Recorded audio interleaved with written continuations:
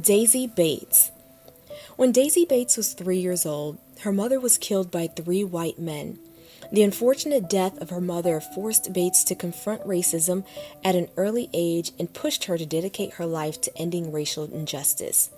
Her and her husband settled in Little Rock, Arkansas, where they would start the largest black newspaper in the state, solely dedicated to the civil rights movement.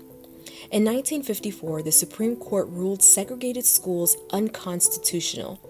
After the ruling, Bates began gathering African American students to enroll at all white schools. Often the white schools refused to let black students attend. Bates used her newspaper to publicize the schools who did follow the federal mandate. Despite the continuous rejection from many Arkansas public schools, she continued forward. When the National NAACP office started to focus on Arkansas schools, they looked to Bates to plan the strategy. She took the reins and organized the Little Rock Nine. Bates selected 9 students to integrate Central High School in Little Rock in 1957. She regularly drove the students to school and worked endlessly to ensure they were protected from violent crowds. She advised the group and even joined the school's parent organization. Due to Bates' role in the integration, she was often a target for intimidation. Rocks were thrown into her home several times, and she received death threats. The threats forced the Bates family to shut down their newspaper. After the success of the Little Rock Nine, Bates continued to work on improving the status of African Americans in the South. Lewis Latimer.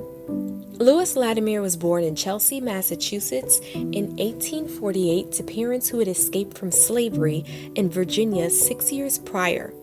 He found a job at a local law firm and by watching the draftsmen learned about mechanical drawing and drafting.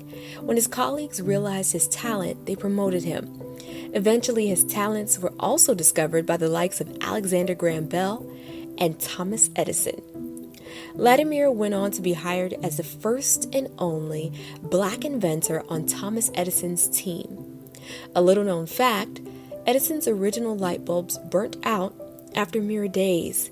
Latimer worked to develop the filament system that made Edison's light bulbs cheaper and longer lasting.